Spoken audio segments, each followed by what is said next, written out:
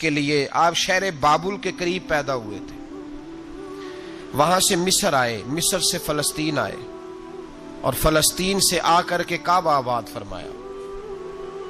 زندگی سفروں میں گزری، سفر ایک تکلیف والی چیز ہے، پر حضرت ابراہیم نے وطن چھوڑ دیا، گھر چھوڑ دیا۔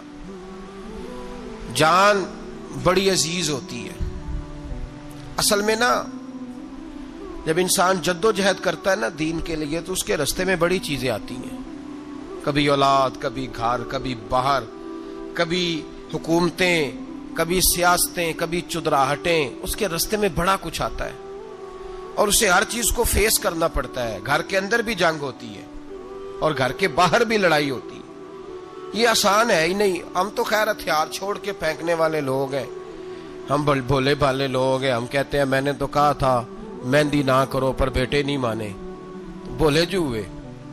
اسی طرح حالانکہ اگر وہ بیٹا کہے نا کہ ابا جی لاؤ زندگی میں سارا کچھ میرے نام کرو، تو پھر ہم بھولے نہیں ہوتے، اور اس وقت ہم تیز ہوتے ہیں، کہتے ہیں یہ کیسے ہو سکتا ہے، ہاتھ کاٹ کے دے دوں۔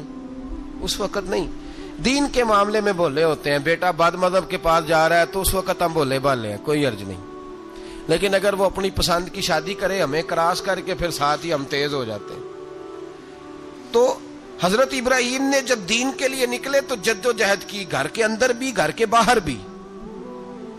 آپ کے والد کا نام طارق ہے، وہ توحید پرست تھے، ایماندار تھے، پرہیزگار تھے۔ آپ کے چچا کا نام آزر ہے، وہ بت پرست تھے، بت بیچا کرتے تھے۔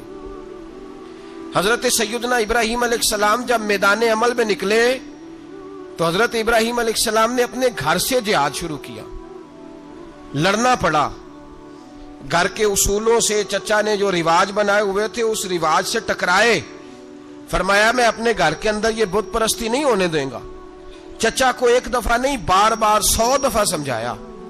آپ کا چچا بت بنا کے بیچا کرتا تھا۔ حضرت ابراہیم علیہ السلام تھوڑے بڑے ہوئے تو کہنے لگا کہ چلو میرے ساتھ، تم بھی بت بیچنے ہیں، ہمارا کاروبار ہے۔ حضرت ابراہیم ساتھ نکلے تو بت پکڑا ہے، گندے پانی کے اندر اس بت کو ڈبوتے ہیں، کہتے ہیں کسی نے خریدنا ہے تو خرید لو، نہ یہ نفع دے سکتا ہے نہ نقصان دے سکتا ہے، جو اپنا آپ نہیں بچا سکتا تمہیں کیا بچائے گا، خریدنا ہے تو خرید لو۔ چچا کہنے لگا تو کاروبار چمکا رہا ہے کہ تباہ کر رہا ہے۔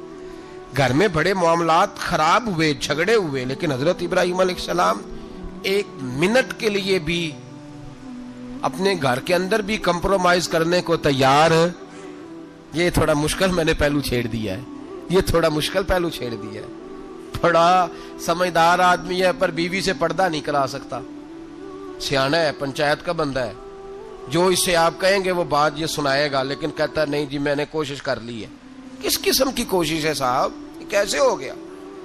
حضرت ابراہیم علیہ السلام نے گھر کے اندر سے فرمایا نہیں کرنے دوں گا، گھر کے اندر بھی ٹکرائے، فرمایا تم جو بھی ہو پاش پاش کیا چچا کے اصولوں کو، اور باہر جب نکلے تو صرف علاقے کے چیئرمین سے نہیں ٹکرائے، ایم پی ایم این اے وزیر مشیر سے نہیں ٹکرائے، سپر پاور نمرود دنیا کا واحد حکمران تھا، اس وقت دوسرا کوئی حکمران ہی نہیں تھا، اکیلے حکمران سے جا کر ٹکرائے، کوئی ساتھ فوج نہیں تھی، کوئی ساتھ ان کے طاقت بظاہر دنیا داری کی کوئی نہیں تھی، پر حضرت ابراہیم جا کے ٹکرائے، اور میرے رسول پاک صلی اللہ علیہ وسلم نے سند بیان کی، فرمایا افضل الجہاد کلمۃ الحق عند سلطان الجابر، فرمایا سب سے افضل جہاد یہ ہے کہ تو ظالم بادشاہ کے سامنے کھڑے ہو کے حق بات بیان کر دے، یہ سب سے بڑا جہاد ہے، یہ سب سے افضل الجہاد کلمۃ الحق عند سلطان الجابر، سب سے بڑا جہاد۔ حضرت ابراہیم کھڑے ہو گئے، سپر پاور سے ٹکرائے۔ یہاں ہم لوگ حکمتوں کا شکار ہیں، دیکھیں گے، کریں گے، سوچیں گے، اور مولوی صاحب کو ویسے کہتے ہیں آپ پرہیز کریں سیاسی باتوں سے۔ بھئی اللہ کے ہر نبی نے جا کے وقت کے ظالم حکمران کو لتاڑا ہے، للکارا ہے، یہ تو مشن انبیاء ہے۔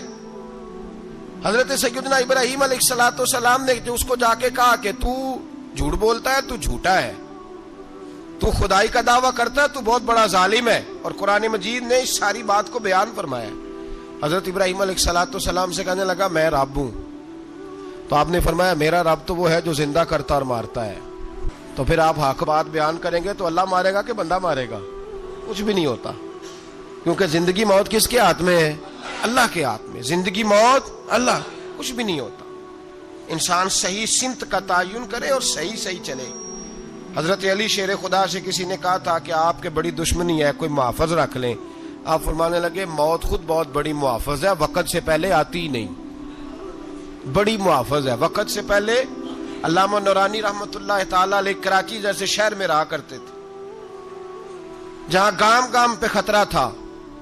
لوگوں نے کہا حضرت اتنے بڑے لیڈر ہو، آپ کی جماعت کی 62 سیٹیں ہوئی قومی اسمبلی میں، ایک ایسا وقت بھی آیا تو کوئی ایک آدمی بندوق والا. آپ فرمانے لگے مجھے ضرورت ہی نہیں، اس لیے کہ جس خدا رسول کے لیے میں نکلا ہوں وہ خود ہی حفاظت کرنے والے ہیں، ضرورت نہیں ان چیزوں. تو بھائی حضرت ابراہیم ٹکرائے اور آپ کا انداز کیا ہے؟ جا کے کہا کہ تو نہیں، خدا وہ ہے جو زندہ کرتا. اور اس نے ایک بیوقوفوں جیسی دلیل دی. ایک آدمی کو کل پھانسی دینی تھی تو اس کو بلایا، کہنے لگا تجھے کب پھانسی ہے؟ اس نے کہا کل. کہنے لگا جا تجھے آزاد کیا، زندگی دی، اس کو چھٹی دے دی. ایک عام آدمی بیچارہ بیٹھا تھا، اس کو پکڑ کے نا کہنے لگا اس کی گردن اڑا دو. کہنے لگا دیکھ لو میں بھی زندہ کرتا اور مارتا ہوں، وہ جو کل مرنے والا تھا میں نے زندہ کر دیا ہے، اور جس کو پتہ ہی نہیں تھا کہ میں نے مرنا ہے اسے پکڑ کے میں نے مار دیا ہے. یہ بیوقوفوں جیسی دلیل ہے. حضرت سیدنا ابراہیم علیہ الصلوۃ والسلام چاہتے تو اسی وقت دلیل توڑ دیتے کہ تو کیا بیوقوفوں جیسی بات کر رہا ہے. اگر تو زندگی دیتا ہے تو مرے ہوئے میں جان ڈال کے دے جس کو تو نے مارا ہے.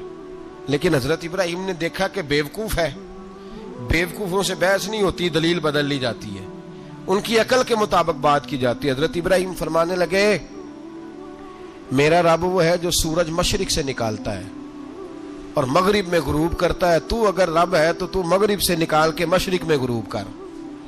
فبہت الذی کفر، کافر لاجواب ہو گیا، اس کے پاس اس چیز کا کوئی جواب نہیں تھا. علامہ